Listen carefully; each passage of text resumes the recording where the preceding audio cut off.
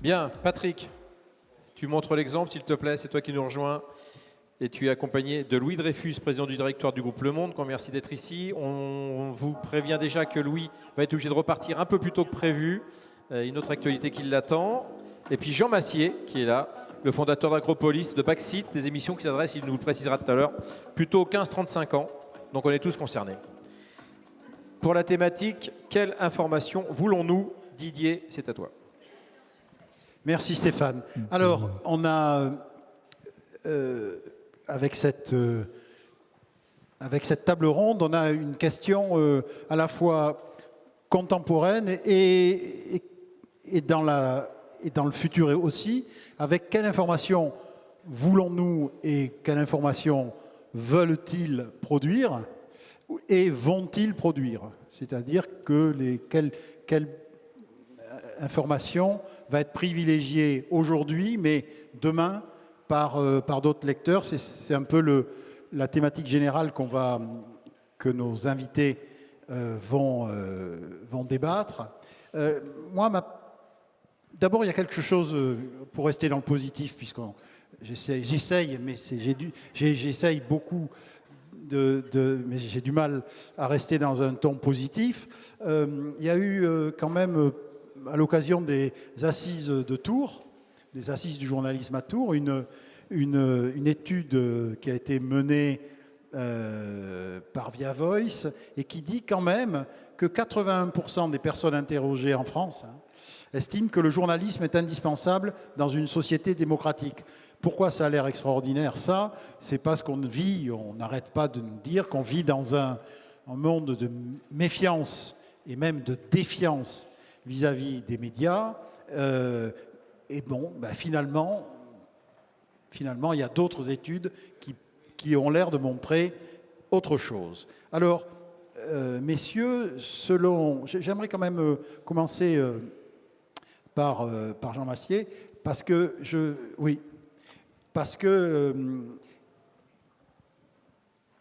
voudrais que vous nous racontiez d'où est venue votre idée de traiter l'info comme vous la traitez. Ouais. D'où est venue cette idée? De quelle demande ou de quel nom de quelle offre? Et comment vous nous racontiez un petit peu comment ça marche? Alors, assez rapidement, effectivement, j'ai eu la chance d'avoir un parcours dans la politique. J'étais collaborateur de cabinet, donc je faisais partie de ces petits costumes-cravates bien peignés qui bossent dans l'ombre des élus, des ministres, etc. Et au même moment, j'étais en lien avec mes amis, avec ma génération, sur Internet, sur les forums, sur les réseaux sociaux, et je voyais bien qu'il y avait une différence majeure entre mes proches et moi sur la connaissance et la conscience de ce que c'est que la politique. Et je me rendais compte que j'avais beaucoup d'informations et de connaissances sur ce que c'était et que mes amis n'avaient pas les clés de compréhension pour comprendre comment fonctionnait ce truc bizarre qui s'appelle la politique, avec lequel ils ont un rapport très conflictuel, très bizarre. Ils adorent ça tout en la détestant, c'est un truc, et ils ont besoin de clés. Ça a été la première chose. Et en face de ça, j'ai mis un constat qui est l'absence d'offres de décryptage de la politique à destination spécifiquement d'un public jeune. Il y a beaucoup d'offres médiatiques de décryptage de la politique. On a même des chaînes parlementaires, on a des journaux de très grande qualité qui font des dossiers que moi j'adore, mais moi j'adore parce que je suis un petit Sorbonnard qui lit Le Monde et Sud-Ouest. Ouais, quand même. Mais mes copains, il y avait un besoin de cette offre-là. Et au même moment, on est au milieu des années 2010, en 2015 en l'occurrence. Moi, je suis passionné de jeux vidéo. Et il se trouve qu'il y a une plateforme qui émerge, qui est américaine, qui s'appelle Twitch, et qui est une plateforme sur laquelle des joueurs de jeux vidéo diffusent en direct des parties de jeux vidéo pour les commenter, des parties compétitives ou des parties personnelles, pour les commenter et en discuter avec le public qui peut interagir grâce à un chat. Et cet outil, Twitch, que moi j'ai découvert, je suis tombé dedans, j'ai adoré en tant que passionné de jeux vidéo, et j'y ai vu une grammaire de l'image, un rythme d'émission et une manière de faire qui en fait collait assez bien à l'idée que je me faisais de ce dont on avait besoin pour la politique. Et en fait, le lien s'est fait très rapidement dans la foulée des attentats de Charlie Hebdo, à un moment où on était nombreux à réfléchir à ce qu'on voulait offrir, proposer, lutter contre la crise de la démocratie. Je me suis dit, mais putain, en fait, c'est pas compliqué. Comment ça se fait que je regarde pendant des heures des joueurs de jeux vidéo parler d'un jeu que je ne connais même pas? Simplement parce qu'ils me l'expliquent. Mais moi, il faut que je fasse pareil. Il faut que j'explique le jeu que je connais le mieux, qui s'appelle la politique. Et donc, j'ai décidé de commenter en direct les séances du Parlement, de l'Assemblée nationale, du Sénat, sur cette plateforme, pour dire aux gens, regardez, moi je connais, je vais vous expliquer, c'est qui le mec en costume cravate qui est en train de parler. Il est député d'où? Pourquoi il parle de ça? Pourquoi ils sont en train de gueuler sur les bancs d'en face? C'est quoi les clés de compréhension du débat? Et donc voilà, c'est comme ça que ça s'est lancé. Voilà, alors merci. C'était pour un petit peu lancer le débat avec moi ce que je considère, parce que je suis un peu client indirect, puisque j'ai un beau-fils à la maison qui n'arrête pas de regarder... Ma chaîne? Ah, super. de regarder votre chaîne.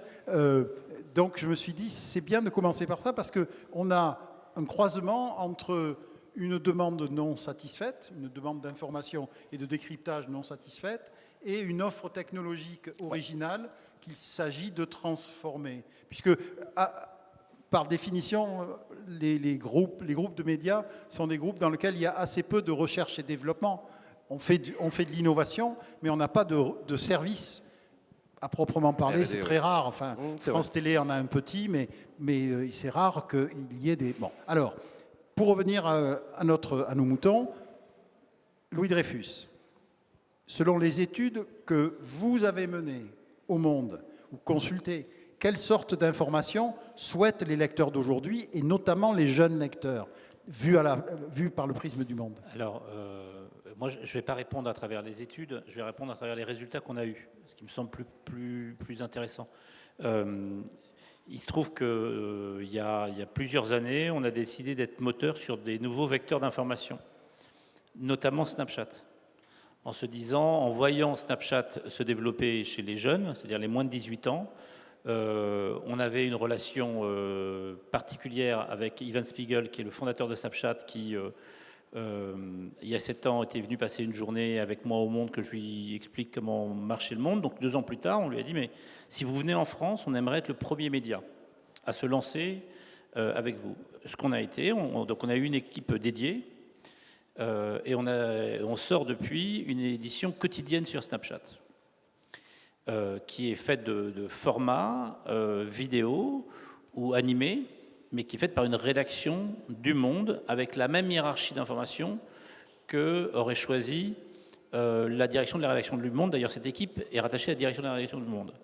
Et quels ont été les résultats? Aujourd'hui, on a 1 450 000 ados français, 1 450 000 qui sont abonnés à cette chaîne, et quotidiennement 200 000 qui la regardent.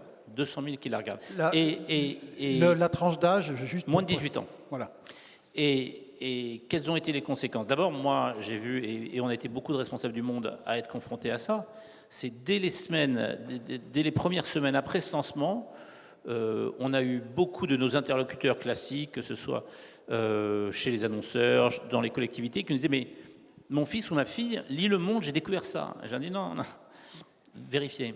Ils nous lisent sur Snapchat. Et effectivement, il y a eu toute une génération qui nous a découvert sur Snapchat, et donc qui a découvert cette marque comme n'étant pas la marque de leurs parents ou de leurs grands-parents, mais qui était sur les plateformes d'information qu'ils fréquentaient. Et comment ça s'est traduit plusieurs années plus tard? Eh bien, l'an dernier, on a eu des scores de recrutement très importants d'abonnés numériques, donc d'abonnés payants, et 50% des abonnés payants du Monde.fr, des nouveaux abonnés du Monde.fr l'an dernier, avaient moins de 34 ans. Et moi, je considère qu'il y a un lien entre les investissements qu'on a fait sur les plateformes, que ce soit Snapchat ou TikTok ou YouTube. YouTube, on doit avoir plus d'1 million d'abonnés à notre chaîne YouTube. Et puis, cette croissance très forte des abonnés numériques payants, quelques années après. C'est-à-dire qu'on va chercher les jeunes sur les plateformes, on les accompagne, on leur donne de l'information, sérieuse, rigoureuse, mais avec des formats qui sont leurs formats. Et puis, au fur et à mesure où ils mûrissent, ils vont nous rejoindre sur des formats qui sont plus exigeants, où il y a plus de texte. Et là, on arrive à ce qu'ils contribuent au modèle économique du monde. Donc, il y a quelque chose de très vertueux. Et donc, pour moi, tu disais en début que tu avais du mal à être optimiste. Moi, je considère au contraire qu'on vit un moment particulièrement enthousiasmant, où on commence à avoir des outils pour parler et converser avec cette génération avec laquelle on ne savait pas parler. Et on va progressivement arriver à les amener à des médias de plus en plus exigeants. Et moi, je trouve que c'est passionnant. Donc, comment sont choisis les sujets sur les stories, pour les stories Snapchat? Ils sont choisis en fonction de la hiérarchie de l'information qui s'impose à tous. C'est-à-dire que quand il y a au même moment une sortie de film importante ou l'évacuation de Kaboul par les Américains, ce sera forcément l'évacuation de Kaboul. C'est-à-dire qu'on garde la hiérarchie du monde. Ce sera le rapport Sauvé cette semaine, ce sera l'Afghanistan il y a un mois. Mais en revanche, les formats qu'on va utiliser sont des formats qui sont beaucoup plus compréhensibles pour cette génération. Alors, Patrick Van Ries commence la même question. Comment est-ce qu'on sait à Sud-Ouest ce que les... Alors, sachant en effet que les médias, c'est une économie de l'offre, mais quand même, comment on sait ce que veulent, ce que souhaitent, ce que cherchent les lecteurs de Sud-Ouest et notamment les jeunes lecteurs? On n'a pas d'études spécifiques, comme on est nous aussi définis par la territorialité, c'est-à-dire qu'on est censé toucher tous les publics sur un territoire donné, même si on peut s'en affranchir grâce au numérique. Alors, on a tendance à considérer que chaque article qu'on publie est censé finalement être lu par à peu près toutes les tranches d'âge, même si sur les abonnés, on n'a pas les résultats qu'on le montre aujourd'hui, mais en tous les cas, on peut pas. On a l'abonnement numérique, c'est un peu rajeuni par rapport à l'abonnement papier. Je ne peux pas déterminer si les articles qui concernent les gens plus jeunes conduisent à des abonnements ou pas, mais ce dont on est sûr, on n'a pas de mesure, parce que c'est quelque chose sur lequel on est plutôt en train de se lancer aujourd'hui. On a des stories sur Instagram, mais là aussi, on reprend exactement la hiérarchie habituelle. Je ne crois pas qu'il faille faire jeune, parce que je crois que faire jeune, c'est bêtifié, mais enfin, en tous les cas, personne n'est dupe de ça. Donc on a tendance à penser que aujourd'hui les jeunes ils lisent. Le problème c'est la gratuité, c'est pas tellement la lecture. Moi je suis pas pessimiste, je crois pas que d'ailleurs les journaux traditionnels via le digital, via ce qu'ils publient, si on fait le compte de nos abonnés aujourd'hui, si j'additionne papier et numérique, on n'est pas non plus. Voilà, il y a quand même beaucoup de gens qui sont abonnés, il y a beaucoup de gens qui consultent. Combien? Bon, on y a 160 000 abonnés au total, donc c'est moins qu'avant, mais enfin, l'abonnement numérique a rehaussé quand même la perte de l'abonnement papier, et puis l'audience digitale fait qu'au bout du compte, c'est plus des problèmes de structure de coût, la presse, parfois, que simplement des problèmes de recettes ou d'adhésion, voilà. Donc, voilà. Donc, le problème, c'est la gratuité. Le problème, c'est la gratuité. Le problème des jeunes, c'est de dire, le truc, il est bien, on a lu, parce que via les réseaux sociaux, il y a énormément de papiers qui rebondissent et qui sont lus, que ce soit les faits divers. Le problème, c'est le local, c'est-à-dire ils ont vu leur quartier, ils ont vu tel spectacle où ils sont allés, ils ont entendu parler d'eux. Donc il y a une consommation que je n'ai pas quantifiée, mais qui est importante des jeunes. Le problème, c'est qu'ils disent, voilà, c'est très bien, mais enfin, l'autre jour, il était fermé. C'est con ton truc, c'est payant, quoi. Donc on va pas payer pour ça. Voilà, ça c'est le sujet. Je pense que la démarche du monde de commencer à amorcer finalement via des formats qui conduira sans doute à l'abonnement, mais l'abonnement je suis moi très, très admiratif de chiffres de gens qui à moins de 30 ans payent pour des contenus journalistiques, mais c'est certainement la voie qu'il faut suivre. Ils payent combien d'ailleurs le revenu moyen par abonné par mois, il est supérieur à 10 €. Mais moi, je pense que Patrick peut être plus optimiste que ça, parce qu'il y a des standards de marché qui sont en train d'être créés et qui ne viennent pas de nous, parce que c'est un standard à grande échelle, c'est Spotify et Netflix. Et pourquoi le monde a eu ces performances? Pour plein de raisons, mais aussi par des raisons qui sont très clairement exogènes. C'est-à-dire qu'il y a eu un moment où l'audience occidentale a accepté l'idée que pour des contenus qui étaient exclusifs et de qualité, on pouvait payer par abonnement. Et quand on voit l'audience de Spotify et de Netflix, y compris en France, on parle de millions d'abonnés, eh ben, y a un usage qui s'est installé et qui a permis que nous, on accélère notre croissance. La question qu'on peut avoir, c'est est-ce qu'il y a de la place pour beaucoup d'acteurs. Nous, on le voit, on a fait ces calculs avec Jérôme Fenoglio, le directeur du journal, et Luc Bronner, le directeur de la rédaction. On a regardé en 2020 sur l'ensemble des nouveaux abonnés à des médias numériques en France. Le Monde en a pris 70%. Donc il y a une prime au leader qui est classique dans certains secteurs d'économie, qui peut être à un moment préoccupante s'il y a des acteurs qui viennent trop fort. Mais je pense qu'en Sud-Ouest, en la matière, étant l'acteur majeur et incontournable de l'information régionale sur son périmètre de diffusion, il a toutes les raisons de croire qu'à un moment, il y aura un modèle d'abonnement numérique. Oui, mais je suis pas. J'entends bien ce que tu dis. Je suis pas fondamentalement pessimiste, mais mais effectivement, c'est une question qui se pose. Je crois que Spotify, tu le dis bien. Hein, aujourd'hui, il y a une habitude à s'abonner. Le rythme est pris de s'abonner. Et après, c'est la question de à quel prix on rentre, voilà. Et ça pose la question de la stratégie de marque. Aujourd'hui, je pense que beaucoup trop de médias ne jouent que par le clic, c'est-à-dire agrégation de contenu, je vais prendre chez le voisin la dernière info qui tombe, etc. Moi, je parlais avec Missoff de Google il y a peu de temps. Il regardait un truc qui s'appelle SimilarWeb, c'est même pas une application, hein, et vous regardez le nombre de gens qui rentrent, le pourcentage de gens qui rentrent par la marque, ou le pourcentage de gens qui rentrent par rebond de papier qu'on leur a recommandé, ou par réseaux sociaux ou autres. Et on voit bien que tous ceux qui aujourd'hui n'ont pas développé une stratégie de contenu, de marque, de positionnement, ils ont beaucoup de clics, mais en réalité, ils abonnent pas forcément autant qu'ils ne le disent ou qu'ils ne le croient. Et je crois que l'abonnement, c'est ça, c'est qu'il faut avoir un nom, une marque, développer des produits et développer quelque chose qui, alors après, ça se joue à travers des formats spécialisés, etc. Mais si vous êtes local, sérieux, de qualité, il n'y a pas de raison, je pense, que vous n'abonniez pas un nombre important de gens. Voilà. Alors pour vous, Jean-Baptiste, quel est le modèle un jour, ça sera. Qu'est-ce qui est payant, qu'est-ce qui peut être payant dans ce que vous fabriquez? Le modèle économique des créateurs sur Internet, en tout cas sur la plateforme Twitch, et c'est un peu similaire sur YouTube, c'est le modèle qu'on appelle du freemium. C'est-à-dire que c'est gratos pour tout le monde, mais on peut payer, et si on paye, on a des petits bonus en plus. Des petits bonus de reconnaissance. On appartient à un petit club. Vous savez, le caractère très communautaire qu'on a, nous, les influenceurs, les youtubeurs, le fait de créer une grande famille, etc. Donc, certaines personnes sont prêtes à payer pour ça.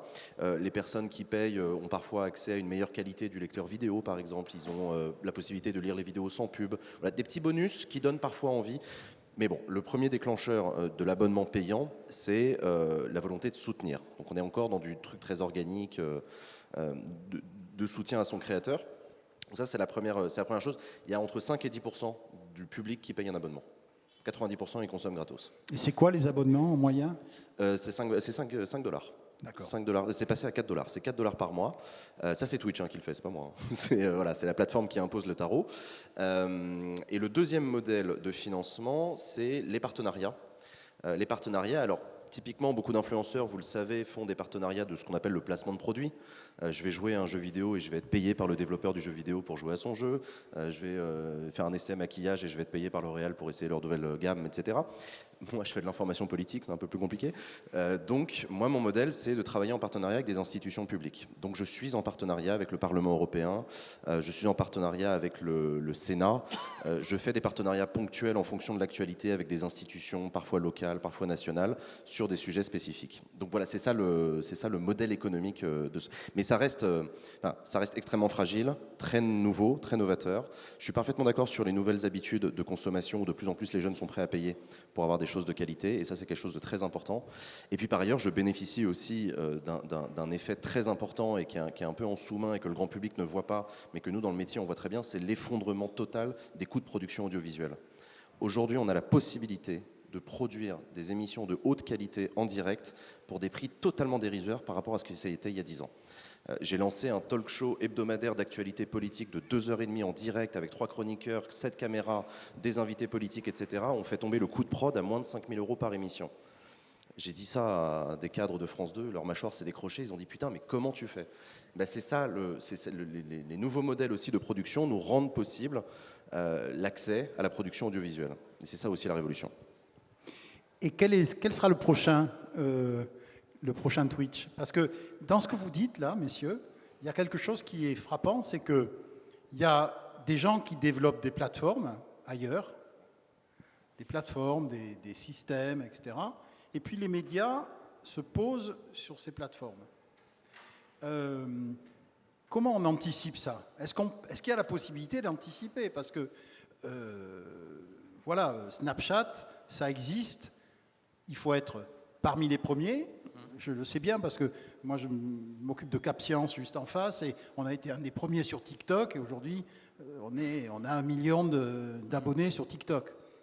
Donc, Quand vous dites abonnés, ça veut dire des gens qui sont inscrits et qui qui suivent Gratuitement, ouais. et On qui parlait suivent du million qui suivent curieux le truc de Cap Science, le média de Cap Science sur TikTok. Donc, ce que je veux dire par là, c'est qu'il y a un moment où ça serait pas mieux d'anticiper un peu comment est-ce qu'on peut se brancher sur la next.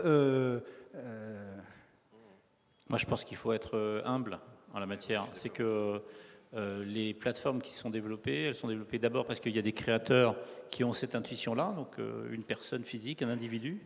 Et puis après, il y a des puissances d'investissement qui sont considérables. Nous, on peut avoir la chance de développer quelque chose de ce type, mais ce serait de la chance. Donc il faut mieux qu'on concentre de moyens en ayant le plus de ressources éditoriales disponibles pour s'adapter aux vagues qu'on voit. Donc il y a un rôle de vigie qu'il faut qu'on ait, c'est-à-dire qu'on regarde ce qui se passe, notamment aux États-Unis, où on voit les vagues arriver, les plateformes qui se développent, et on se dit, OK, comment on peut s'adapter pour défendre ou valoriser notre identité, nos aspérités sur ces plateformes-là pour toucher un public plus large. Parce que je pose cette question parce qu'on parle beaucoup mais en ce moment de métavers, c'est-à-dire ces univers virtuels qui remplaceront un jour les grandes plateformes. Est-ce qu'on va avoir, Jean Massier, des histoires politiques sur Roblox? Enfin, j'en sais rien. Non, je suis quand même assez d'accord. C'est pas les journalistes et les médias qui vont inventer les médiums de demain. Ils vont continuer, je l'espère, à avoir ce talent d'adaptation par rapport à des médiums qui sont développés par ailleurs pour du divertissement, pour du business, pour tout un tas de raisons. C'est pas des journalistes qui ont inventé les ondes radio. La radio a été utilisée intelligemment par des gens qui disaient mais tiens, faisons de l'info. Les images télé aussi, c'est le cinéma. Il y a d'autres choses, il y a un modèle économique autour. Et je trouve que le talent des médias, c'est justement d'avoir le nez et exactement de faire ça, de savoir choper les tendances au bon moment, ne pas se faire dépasser, ce qui n'est pas simple. Éviter de perdre trop d'argent et de temps et d'énergie dans des trucs qui n'ont pas d'avenir, et on en a vu se casser la gueule là-dedans malheureusement. C'est très compliqué, et c'est pas moi qui donnerai des leçons, hein. Je ne sais pas quel sera l'avenir. Honnêtement, je ne sais pas. Je vois des tendances, je vois l'hyper identification aux idoles, qui est un phénomène très important pour nous les influenceurs. Moi par exemple, j'avais créé, on le disait tout à l'heure, j'avais créé avant une marque, un média qui portait un nom qui s'appelait Acropolis. Et en fait, j'ai abandonné ça n'existe plus Acropolis maintenant. Mon média, c'est mon nom et mon prénom. Parce que j'ai accepté la réalité qui est que sur Internet, on s'abonne d'abord à une personne avant de suivre une marque. À quelques exceptions près, c'est ce qu'on disait tout à l'heure sur la puissance des marques déjà installées qui bénéficient justement de leur image de marque et qui leur permet de capter des parts de marché. Ce n'est pas le cas pour les créateurs comme moi. Donc voilà, ça c'est une tendance par exemple très importante de personnification, d'identification. Et on le voit d'ailleurs, les marques télé qui essayent de se lancer sur Twitch se cassent la gueule. Ça ne marche pas. La marque Canal, la marque TF1, la marque France 2 sur Twitch, ça ne vaut rien. Vraiment, ça ne marche pas. Ça marche sur d'autres formats, mais pas sur Twitch, parce que sur Twitch, on suit des personnes. C'est un exemple de tendance intéressante qui a ses avantages et ses inconvénients qui sont à suivre. Donc sur ces plateformes-là, il faut savoir ce qu'on peut mettre. C'est-à-dire mettre Castex, comme on l'a fait sur Twitch, il y a quelque chose qui ne marche pas terriblement bien, quoi. Ça dépend comment c'est fait. C'est pas. J'ai beaucoup de respect pour Samuel et pour ce qu'il a fait. Ça dépend. Encore une fois, Twitch est une plateforme qui rend possible la diffusion d'un flux vidéo. À partir de là, j'ai tout dit. On fait ce qu'on veut. Il y a des habitudes et des manières de faire. Samuel Etienne a fait le choix donc de mettre Castex dans un format d'interview un peu particulier. Il l'a fait pour des raisons. On en a beaucoup parlé lui et moi. Il l'a fait pour des raisons intéressantes d'un point de vue éditorial. C'est pas les choix que je fais moi. Mais c'est. Enfin voilà, il n'y a pas de bonne ou de mauvaise recette. Il y a des habitudes. Il y a une attente de la communauté. Mais c'est vrai qu'il y a des codes. C'est vrai qu'il y a des codes. Par exemple, l'émission dont je vous parlais que j'ai créée, qui s'appelle Backseat, qui est un talk show d'actualité politique pour les jeunes de moins de 35 ans. On est en t-shirt, on est en basket, on se tutoie, on dit des gros mots. Ça, à la télé, c'est pas possible. Mais nous, on est sur cette plateforme où l'ambiance, elle est celle-là, et c'est ce que les gens attendent de nous, et que voilà, l'ambiance, elle est celle-ci. Ça ne nous empêche pas d'avoir des discussions importantes et intéressantes, mais voilà, il y a des codes qui sont ceux-ci. Copier les codes télé, les mettre sur Internet, c'est une connerie absolue, ça ne marche pas. Copier les codes Internet et les mettre à la télé, ça ne marche pas non plus. Il y en a qui ont essayé, ça n'a jamais Oui, marché. c'est vrai, exactement. Mais vous vouliez... Non, je voulais juste te dire que du point de vue de ce qu'on appelle l'investissement dans la tech, je pense que le match est joué. Il y a un grand blogueur des médias qui a publié l'an dernier, ou il y a quelques mois, en disant mais finalement la presse française, la presse est totalement trompée, il fallait investir beaucoup. C'était Philou, ça. Oui, mettre beaucoup d'argent. Après que je vous ai dit il y a 10 ans qu'il fallait pas du tout. Maintenant vraiment, il faut absolument. Voilà, moi certains ont visité le Washington Post, ils sont très très nombreux, ils sont 300 ou 400, mais c'est parce qu'ils veulent vendre leur système éditorial. Mais je pense pas qu'on ait vocation à devenir plus gros que Google ou je sais pas, c'est pas. Je ne crois pas du tout qu'on puisse faire ça aujourd'hui. D'abord, on n'a pas l'argent. Et puis, en plus, il y a un journal régional qui veut devenir Google aujourd'hui. Mais je ne suis pas sûr qu'à l'arrivée, ils vont y arriver. Parce que voilà, le match, il est là. Je préfère challenger Google, moi, au profit de la diffusion de mes contenus, que de dire je vais le remplacer. Ça n'a pas de sens. D'ailleurs, c'est le combat de l'alliance de la presse aujourd'hui autour de Google. C'est un vrai sujet. La haute autorité qui a condamné Google à 500 millions, etc., les GAFA ci, les GAFA ça, mais enfin bon, c'est quand même eux qui font que les gens qui nous lisent, ils ont accès à l'article, donc il faut quand même, alors qu'on les challenge parce qu'on n'est pas assez mis en avant, parce qu'il faut éviter de se disrupter trop, oui, mais voilà, on a déjà des rotatives, ça suffit, quoi. Alors sur les formats, Louis Dreyfus, on a des formats dans un sens de plus en plus court, dans d'autres des formats longs qui reviennent. Comment est-ce qu'on fait ça avec les mêmes équipes de journalistes? Comment ça se passe? On fait ça avec un collectif de journalistes et qui vont travailler sur des formats en fonction de la plateforme où ils veulent être diffusés ou de la temporalité. Donc on va avoir, si je prends une actualité qui tombe maintenant, on va demander à des journalistes de faire des formats courts, ce qu'on appelle un temps 1, et puis après on aura un format long. C'est pas forcément des journalistes différents. Après on a des journalistes, donc des grands reporters qui s'épanouissent beaucoup plus en écrivant au long, et on ne va pas leur demander de faire un format court, sauf à ce que l'actualité qu'ils ont initiée avec un format long vit des rebondissements, et dans ce cas-là, ils peuvent traiter sur format court. Mais je ne pense pas qu'on puisse faire vivre un collectif de journalistes avec une rédaction à plusieurs vitesses, avec en gros une partie qui va ne faire que bâtonner, et puis d'autres qui vont faire que du long. Je pense qu'on essaye que les uns, ceux qui commencent par des formats courts, fassent aussi du long pour les faire vivre, parce que nous, on doit accompagner des carrières dans la durée. Après, il y a autre chose, il y a les formats vidéo. Voilà. Donc là, c'est une autre expertise, une autre expérience. Et je rejoins Jean là-dessus. Ce qui est fascinant, c'est que maintenant, la technicité et l'outillage, ou les équipements dont on a besoin sont beaucoup plus légers. Donc on arrive à avoir des équipes jeunes qui font ça et des équipes beaucoup plus agiles qui inventent des formats. Moi, je dois avoir 25 journalistes qui travaillent au pôle vidéo du Monde. On a essayé plein de choses. Maintenant, en fait, on fait beaucoup de vidéos pédagogiques. C'est-à-dire qu'on décrypte l'actualité. Ça peut être sur le Covid, ça peut être sur les manifestations, ça peut être sur la violence policière. Et c'est très regardé. Et c'est un autre format journalistique. Ça nous semble correspondre à la vocation du Monde, d'expliquer en gros la complexité du monde qui nous entoure et de l'époque. Mais c'est autre chose. Donc, on découvre d'autres formats. Un dernier format sur lequel on s'est mis depuis moins d'un an, c'est le podcast. On a 2 podcasts réguliers. On a un podcast en semaine qui s'appelle L'heure du monde, où pendant 20 minutes, on raconte une actualité qu'on a publiée. Puis on a le week-end un podcast qui s'appelle Le goût de M, où on va interroger à son domicile un artiste en essayant de comprendre comment il a construit son goût à travers la façon dont il a décoré son appartement et dans lequel comment il a grandi. Bon, on découvre ça. Évidemment, les radios sont bien meilleures pour l'instant parce qu'elles ont à la fois l'outil et la matière brute. Mais je pense que c'est des nouveaux champs de compétences qu'on commence à acquérir et c'est de nouveaux territoires pour nous. Donc moi, je trouve qu'en ce moment, il y a quelque chose, les frontières sont en train de s'ouvrir pour nous et qu'il y a de nouveaux champs journalistiques qu'on est à même de conquérir parce qu'ils sont beaucoup plus proches finalement. Même chose à Je ne Sud-Ouest. sais pas, je vais prendre un exemple. J'ai droit à une passive vidéo ce matin. Donc il y avait la journaliste de Sud-Ouest qui normalement connaît rien, ou en tout cas est très en retard par rapport au broadcast et à la caméra, mais sauf qu'elle avait mis son portable, et puis le broadcaster, il avait une grosse caméra, etc. C'est pour dire que finalement la technologie maintenant c'est plus un frein à rien du tout, et les derniers peuvent devenir les premiers, les formats, etc. Voilà, donc c'est passionnant. On a par exemple un podcast il s'appelle Les 4 saisons du vin, qui raconte toute l'année la vendange, le primeur, tout ça, etc. Bon, voilà, c'est des modes d'expression qui permettent de toucher des publics plus larges. Et c'est vraiment, on vient d'ouvrir un Media Lab là récemment, donc on va essayer de faire Sud-Ouest en 5 minutes sur TikTok. On va essayer de faire voilà. Donc c'est plutôt après c'est la question de l'économie de tout ça, c'est-à-dire comment on en vit finalement.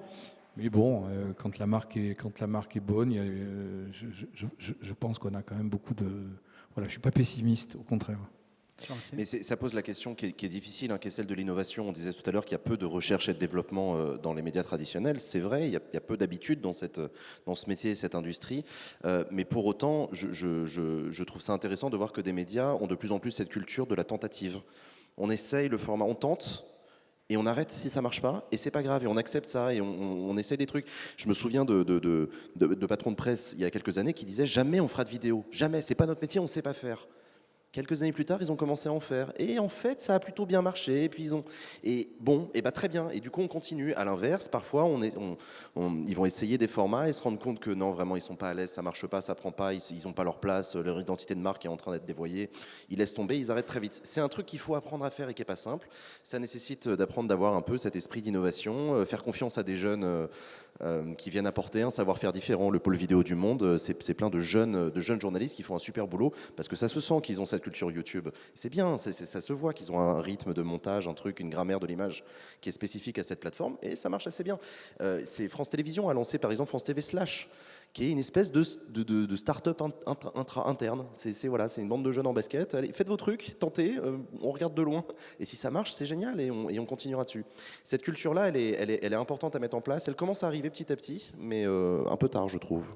Si je peux me permettre, je constate que les 10 pure players qui devaient basculer les marques historiques de presse à la Seine ou à la Garonne ne sont pas imposés. Absolument. Non plus, Ça reste quand même les marques traditionnelles historiques qui ont encore le leadership sur l'information. Ça veut quand même dire qu'elles arrivent à se rénover. Elles n'ont pas, comme les dinosaures, tombé. Voilà, elles n'ont pas été comme ça. Elles n'ont pas disparu encore comme ça. Au contraire même. Il y a eu une époque où on pensait que les journalistes, parce que pouvaient être eux-mêmes multimédia, c'est-à-dire multi-support, qui pouvaient faire à peu près tout. Je me souviens moi-même, quand je suis passé à Libération, j'étais à la direction de Libération à un moment, c'était une époque où on disait tu vas l'interviewer, et puis ensuite tu fais l'interview vidéo, et puis si tu peux prendre un peu de son aussi, voilà, au même journaliste. On est bien d'accord que ça, c'est fini. Ou pas? Alors? Non, à Sud-Ouest, c'est pas fini, non, je crois pas, non. Même, c'est pas le journaliste qui a la lampe de mineur qui fait aussi, non, ça c'est la caricature, non. Mais en fait, être digital, aujourd'hui, ça résume tout. C'est plutôt l'inverse. C'est du digital qu'on refait du papier, et du partir digital, on fait de l'image. Donc, quand même, aujourd'hui, un journaliste, il peut arriver à couvrir plusieurs champs de médias.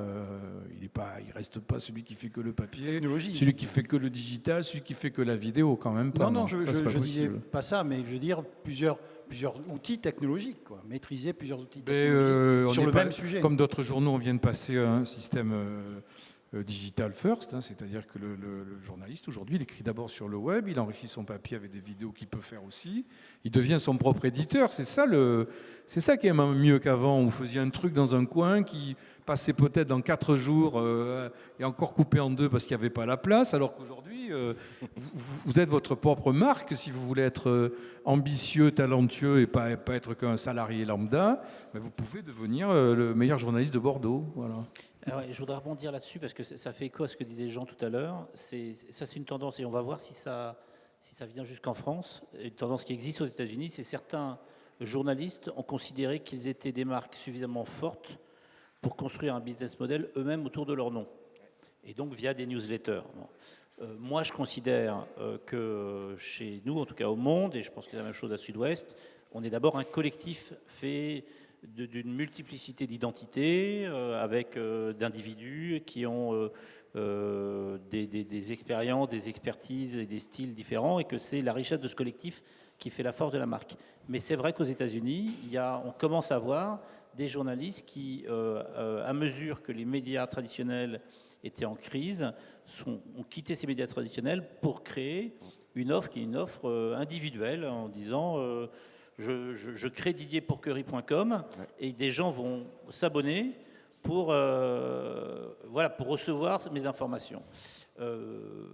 J'espère que ce sera seulement exceptionnel en France, si ça arrive, parce que je pense même que pour les individus, bon, évidemment, il y a des journalistes qui pourraient faire ça chez nous, mais je pense qu'ils sont trop attachés à la réussite de notre collectif pour partir dans une entreprise individuelle, et je leur en suis très reconnaissant, parce que c'est parce qu'ils restent dans notre collectif qu'on arrive à faire ce journal, ce site, et à gagner autant d'abonnés et de lecteurs. Mais ils doivent au collectif la notoriété aussi, donc c'est sûr. C'est vrai, oui, non, mais c'est vrai. Alors ça arrive un peu en France. C'est vrai qu'on a Samuel Etienne, qui est un bon exemple, voilà, rédaction de France 2, et qui se lance et qui développe sa marque autour de son nom. À une moindre essai, on a un peu Fabrice Arfi avec Mediapart, qui est à peu près aussi célèbre que la marque Mediapart, ce qui est intéressant. Donc j'entends, je vois. En fait, ça pose la question effectivement du travail collectif et du principe de rédaction. C'est vrai qu'il y a un risque d'individualisation du travail journalistique, où chacun seul chez lui pourrait être un excellent journaliste. En fait, non, c'est pas vrai. Il y a du travail collectif. Prenez mon confrère Hugo Décrypte, célèbre Hugo Décrypte, plus d'1 million d'abonnés, etc. C'est une équipe de 16 personnes qui bosse derrière lui. Mais la marque, c'est lui. C'est son nom, c'est sa personne, c'est son image. Et de plus en plus, il est en train de devenir un média complet où il assume sa rédaction, il la met en avant, etc. Je trouve ça assez intéressant. Je trouve ça intéressant de voir que justement, derrière une individualité très forte, c'est créé en fait un phénomène de rédaction. Et ça nous apprend qu'encore une fois, il ne faut pas réinventer la poudre, que s'il y a des rédactions qui travaillent en collectif depuis des décennies, c'est pas pour rien, c'est parce qu'on fait de la meilleure information comme ça. Alors 2 choses. Aujourd'hui, il y a de plus en plus d'influenceurs qui ont des agents. Parce que Webedia, etc., finalement, c'est une agence d'influenceurs, une agence de gens qui ont des noms connus, qui sont connus, comme disent les jeunes. Donc, bon, voilà. Et puis, deuxièmement, par exemple, au Monde, les gens qui travaillent tout seuls, ils font des livres.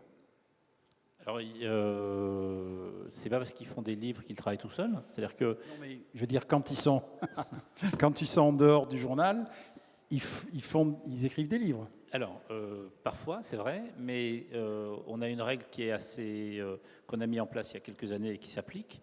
C'est quand ils font un livre à partir d'un début d'enquête qu'ils ont pu mener à travers, au début d'une série qu'on a lancée, Le Monde touche 50% des droits d'auteur. Donc, le collectif est rémunéré. C'est-à-dire que l'auteur, évidemment, mais il partage ses droits d'auteur. Donc, de manière à ce qu'on évite que le salaire puisse être considéré comme une rente acquise, et qu'on utilise la carte de visite du Monde et son temps de travail pour développer une petite entreprise personnelle. D'accord. Voilà. C'était marginal comme question, excuse-moi, c'est pas très pertinent sur l'avenir des médias. Alors, des questions de la salle. Oui. Oui, bonjour.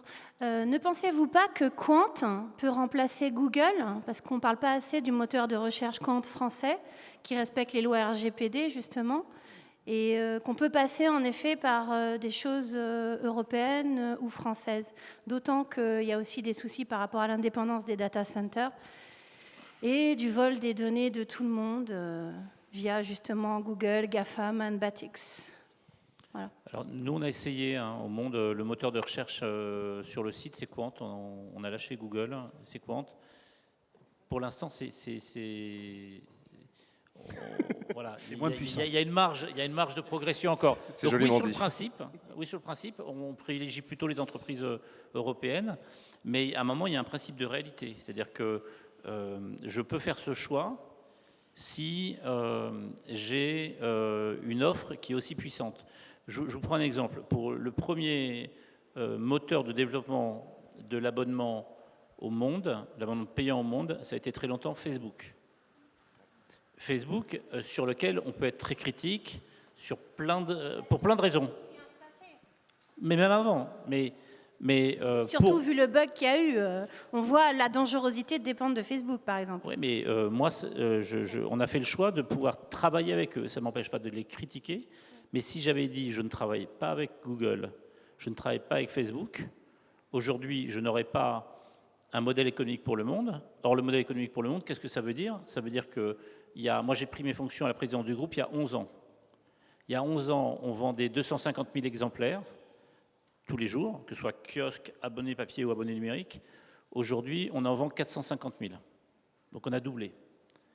Il y a 11 ans, il y avait 310 journalistes au monde. Aujourd'hui, il y en a plus de 500. Donc, moi, je considère que j'ai eu raison, et on a eu des vraies discussions au sein du journal en disant est-ce qu'on peut travailler avec ces plateformes? Est-ce qu'on se met à risque? Donc, on a posé des limites qu'ils n'ont jamais franchies sur la curation de nos contenus, sur notre identité, sur nos données. Mais pour autant, je ne regrette pas. C'est-à-dire que sinon, je serais resté dans un journal qui perdait 10 millions d'euros par an et qui aurait fermé. Aujourd'hui, on a un journal qui est rentable, on peut recruter. Et là, on rentre dans un cycle qui est ultra vertueux, puisque chaque fois que je gagne des abonnés, je réinvestis une partie dans la rédaction, donc j'ai plus de journalistes, donc je fais du meilleur contenu, parce que les journalistes peuvent partir 2 mois sur un reportage sans pour autant que je dépossède la rédaction. Le meilleur exemple, c'est quand il y a 3 ans, Luc Bronner est venu me voir en me disant « Moi, je considère que les féminicides, c'est quelque chose de grave et que le monde peut et doit avoir une position forte sur ce sujet. Il faut qu'on raconte mieux ce qui se passe, que peut-être ça fera bouger le pouvoir législatif ou le pouvoir exécutif. » Il a pris 15 journalistes pendant 1 an pour travailler là-dessus. Ça n'a à aucun moment affaibli les autres services parce qu'on avait suffisamment de journalistes pour qu'on puisse consacrer du temps à des causes aussi importantes. Donc il faut savoir choisir ses combats. Moi, je suis comme Patrick, on est très strict avec Facebook et Google, mais je pense que mon intérêt, c'est conclure des accords avec eux pour obtenir des financements que je réinjecte dans la qualité et l'indépendance du journalisme. Je comprends, mais on peut faire la même chose avec Quant en les aidant justement à voir quels sont vos besoins en fait. Non, mais la différence, c'est que moi, c'est Google et Facebook qui m'aident à développer du bon journalisme. Et là, vous me demandez des quants. Donc moi, je suis pas. Non, une alliance entre entreprises françaises. Mais on les a pris. C'est notre moteur de recherche. Voilà, mais il faut développer encore plus, je pense, pour tous les médias. Merci. Ça veut dire ça, juste pour que tout le monde comprenne, c'est que quand vous êtes sur le site du Monde, que vous cherchez un vieil article du Monde dans les archives, ça passe par Quant. C'est-à-dire que c'est pas un moteur de recherche interne au site, c'est un moteur externe qui passe par Quant. Voilà. Et pour compléter la réponse, il ne faut pas oublier un truc, c'est que Google n'est pas un moteur de recherche. Ça l'a été pendant un temps. Google, aujourd'hui, est un service global. Google, c'est un service d'email, c'est un service de stockage de fichiers, c'est un service d'hébergement et de référencement de vidéos, qu'on appelle YouTube. C'est un service absolument global. Donc, c'est extrêmement compliqué de ne pas passer par Google quand on veut faire quelque chose. Oui, mais c'est pas moi qui... Enfin, mais c'est ni moi ni Quant. Enfin, je veux dire. Mais par contre, ce que vous posez comme question est une très bonne question parce que ça, moi, beaucoup plus que le Monde, ça me rend dépendant de géants américains qui ont des modes de fonctionnement à l'américaine et qui ont des fragilités à l'américaine. Il y a tout un tas de sujets sur lesquels il y a des vrais problèmes en termes de droit d'auteur. Ils n'ont pas du tout une notion européenne du droit d'auteur. Et en termes de liberté d'expression aussi, il y a aussi des sujets là-dessus. Et puis en termes de fragilité, je dépends. Twitch, la plateforme sur laquelle je travaille, appartient à Amazon. Je dépends d'un GAFAM monstrueux qui s'appelle Amazon, avec toutes les problématiques que ça implique. N'empêche que c'est parce qu'ils mettent des milliards sur la table chaque mois que je peux diffuser en haute définition un flux vidéo en direct. C'est un principe de réalité. J'avais une autre question là-bas. Oui, là, pardon, excusez-moi. Oui, bonjour. En fait, la question centrale de la conférence était quelle information voulons-nous, et vous avez parlé de format, il y a tous les formats qui sont représentés. Moi je pensais qu'on parlerait un petit peu du contenu et du traitement de l'information. Oui, allez-y. D'où la défiance qu'on a constatée au début. Donc par exemple mon fils a fait une école de journalisme et il a été étonné, et nous parents pareil, de constater qu'il relevait les dépêches qui tombaient sur l'AFP ou sur Reuters, et son travail c'était simplement de retranscrire ce qu'on retrouve quand on regarde la télévision. Quand on zappe, on retrouve toutes les informations un peu similaires sur toutes les chaînes, donc les gens vont sur d'autres médias effectivement. Donc moi ce qui m'a surtout choqué, c'est qu'on peut passer à côté, comme tous les médias sont passés à côté d'informations depuis quelques temps. On a parlé de la crise sanitaire, et donc là on a eu plein d'informations qui ont été réputées comme fausses et qui se sont révélées comme vraies maintenant. Donc on a perdu 6 mois, 1 an ou même plus sur des informations qu'on aurait pu peut-être investiguer en faisant une étude hors ce qui tombe sur les dépêches, vous voyez. Donc Oui. c'est ça. Alors, ça c'est la question de la capacité des médias à la fois à enquêter et à... Alors là, Louis Dreyfus a donné quelques exemples d'enquête, mais aussi de créer des contenus vraiment à eux, originaux. Comme Sud-Ouest, bien sûr qu'il agrège quelques dépêches, surtout sur Internet, mais dans le journal, c'est très peu. 90% de ce qui est publié, c'est frais. Là, il y a la fin du procès de corruption du bâtiment sur l'agglomération qui implique l'ancien maire de Bruges. Bon, c'est quelqu'un qui l'a suivi toute la journée, depuis plusieurs mois, qui a enquêté. Voilà, donc ça, c'est du frais qu'on est seul à publier.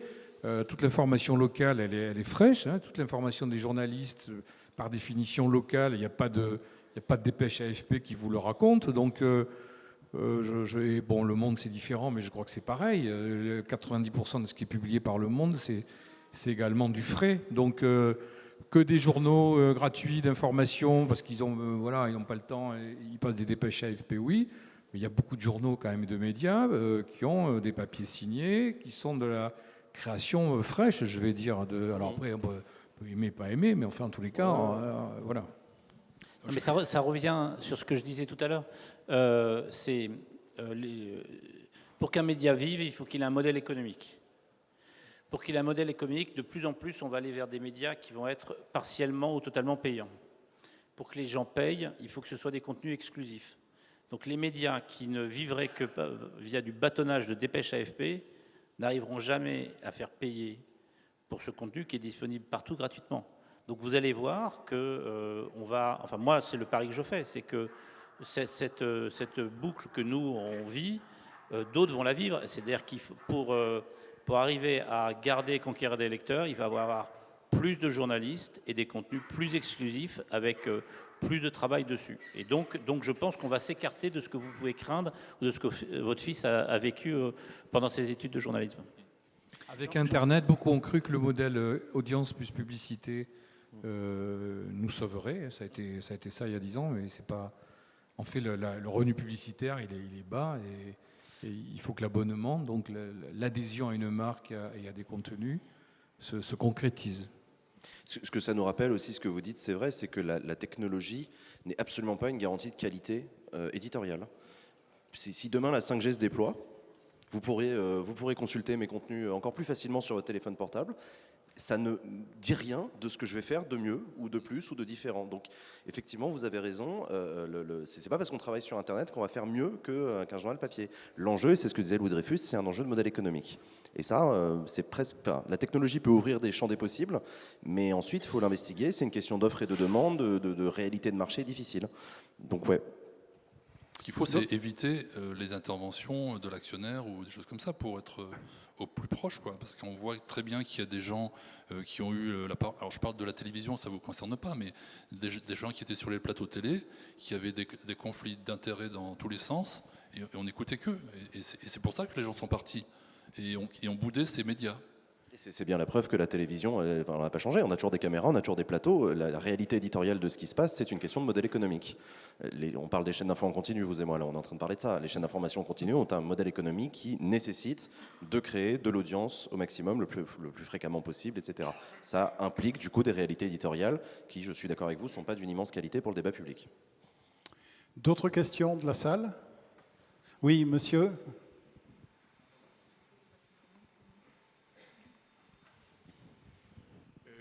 Oui, juste une question, derrière la question, une inquiétude. Mon inquiétude, c'est la fin de Sud-Ouest en presse papier. Étant abonné depuis 30 ans à Sud-Ouest, j'ai passé 8 jours, un peu plus, sans mon journal préféré et adoré, parce que le livreur ne passait plus. Et je peux vous affirmer que j'ai passé une très mauvaise période, étant atteint de l'électronisme, de par mon grand âge. Ça se soigne comme maladie, mais je n'ai pas le temps. Voyez. Et puis je suis un adepte de ce bon monsieur Jules Ferry, avec sa grande plume sergent-major et l'encre violette. Voyez, c'est vraiment... Pour moi, votre journal, c'est une compagnie et c'est vraiment, à la limite, je dirais, c'est le RSA culturel, en disant que ce serait R résumé, S pour le sauvetage des aînés, vous voyez, le RSA culturel. Et en continuant à publier avec la presse papier, c'est à la fois un geste citoyen, républicain et humanitaire pour ceux comme moi dont le papier est indispensable. Merci messieurs, pensez à ça et faites tenir le papier le plus longtemps possible. Car un jour, Internet, quand les messieurs Donald Trump, Poutine, la Chine ou la Corée du Nord vont nous fermer les satellites, il n'y a plus d'Internet. Il n'y a plus d'Internet et il n'y a qu'un taux de suicide des jeunes qui va planter au plafond. En tout cas, car on ne sait plus lire, on ne sait plus faire la différence entre un marteau et une tenaille, entre une fourche et un râteau. C'est grave. C'est grave. Merci. Merci. Alors, le malheur, c'est qu'il y a de moins en moins de papier. Il y avait une bonne interview croisée de Patrick Van Ries et Louis Dreyfus dans le Sud-Ouest, mais vous n'avez pas pu le lire parce que vous n'avez pas reçu, dans lequel Louis Dreyfus disait il y a encore... Oui, on n'a pas dit assez on n'a pas assez dit que URPS nous a accompagnés pendant ce débat. Et donc, dans lequel il disait que le monde aussi allait garder le papier. Alors, Patrick, s'il te plaît. La fin du papier, j'en suis à peu près certain, mais il faut reconnaître qu'il y a des contraintes qui pèsent aujourd'hui sur le papier, qui sont importantes. Là, on vient de subir une augmentation du prix du papier considérable, comme on ne l'a jamais connu depuis 20 ans. Les papetiers ne sont plus en France, hein, ils sont en Norvège, ils sont en Finlande, ils ont l'humanité du poisson, hein, c'est-à-dire qu'ils ne font que compter. Et aujourd'hui, ils préfèrent faire des cartons d'emballage pour Amazon que faire du papier depuis la pâte à papier pour les journaux. Donc c'est un sujet qui peut paraître un sujet trivial, mais qui fait qu'il est très indépendant de notre volonté. Et maintenir le papier va devenir de plus en plus coûteux. Et nous ne souhaitons pas nous répercuter perpétuellement la hausse. On m'a dit l'autre jour, mais puisque le prix du papier augmente, tu n'as qu'à augmenter le journal. Je ne le fais pas, parce que c'est un produit fragile, et si on augmente trop le prix, on aura moins de lecteurs, il faudra rebaisser les charges, etc. Donc c'est tout un travail de maintenir le papier à flot, qui est un travail de tous les instants, mais qui de toute façon, je peux vous rassurer, Sud-Ouest ne vivrait pas sans le journal aujourd'hui. Donc la question ne se pose même pas. D'ailleurs, vous voyez, il ne dit pas le journal papier, il dit le journal. Et pour ce qui me concerne, je voudrais pas entretenir l'idée d'un conflit de génération et d'un conflit de format. Internet ne doit pas, je ne souhaite pas qu'Internet soit le remplaçant de qui que ce soit. Toute personne, vous monsieur, comme moi, devons avoir accès aux médias que nous aimons, sur les formats que nous aimons. Et je ne souhaite pas que vous n'ayez plus accès à votre journal papier, et je pense que vous ne souhaitez pas que je n'ai plus accès à mon Internet que j'aime. Donc c'est charge à nous tous de réussir à créer une réponse à cette demande avec des modèles économiques parfois complexes. Mais voilà, je ne serai pas le petit con qui vient dire que demain tous ces vieux c'est fini. Non, en fait il va falloir que ça continue. Tant qu'il y aura des gens comme vous qui auront envie de lire leur journal papier, je vous souhaite de continuer à avoir votre journal papier, monsieur, bien sûr. D'ailleurs, il y a des journaux générationnels comme Society, etc., qui arrivent à Essaye de remettre du papier, ouais. qui arrivent à être lancés, ou SoFoot, etc., qui arrivent à être lancés et à toucher un public jeune aussi. Oui, et puis vous savez, les jeunes, comme vous le savez, sont très sensibles aux questions climatiques. Le mouvement écolo chez les jeunes est important. Le retour au papier est aussi, pour certains jeunes, un truc assez intéressant de comportement de consommation, de bah moi je vais acheter mon journal papier, c'est comme ça. Et j'en vois des jeunes, parfois ça me surprend un peu, qui retournent acheter leur journal papier au bar tabac du coin, et je trouve ça très bien. Voilà. D'autres questions ? Écoutez, si on n'a plus de questions, moi j'ai la dernière question de la table ronde. Alors, Louis est parti, mais ma dernière question, c'est sur les raisons d'espérer. Alors, sur ce domaine de l'information, à la fois de la qualité de l'information, des formats de l'information, etc., quelles sont, donnez-nous des raisons d'espérer. On commence par vous ? Je veux bien commencer, ma réponse va être un peu politique. Parce que, comment vous dire, par les temps qui courent, s'il y a bien une conviction que j'ai acquise, c'est qu'on n'a jamais eu autant besoin d'informations de qualité qu'aujourd'hui. C'est une nécessité de plus en plus absolue. Au fur et à mesure que les choses vont dans le sens dans lequel elles vont, on va encore plus demain avoir besoin de médiation entre les êtres humains, entre les citoyens. On va avoir besoin de professionnels, de personnes, de passionnés aussi, qui se donnent à cœur d'informer correctement les gens, etc. Moi, j'ai des raisons d'espérer parce que je connais la très mauvaise réputation des réseaux sociaux, d'Internet, on lit, on raconte n'importe quoi, etc. Je vois aussi monter depuis plusieurs années une exaspération de beaucoup de citoyens, notamment de jeunes, qui en ont ras-le-bol de cette très mauvaise qualité de ce qu'on peut trouver sur Internet. Donc, s'il y a une raison d'espérer, c'est que la crise de la démocratie n'est pas tant dans l'attente de la démocratie que dans ses formats, enfin que dans ses manières de s'exprimer. Donc moi, j'ai plutôt bon espoir pour la nouvelle génération. Voilà.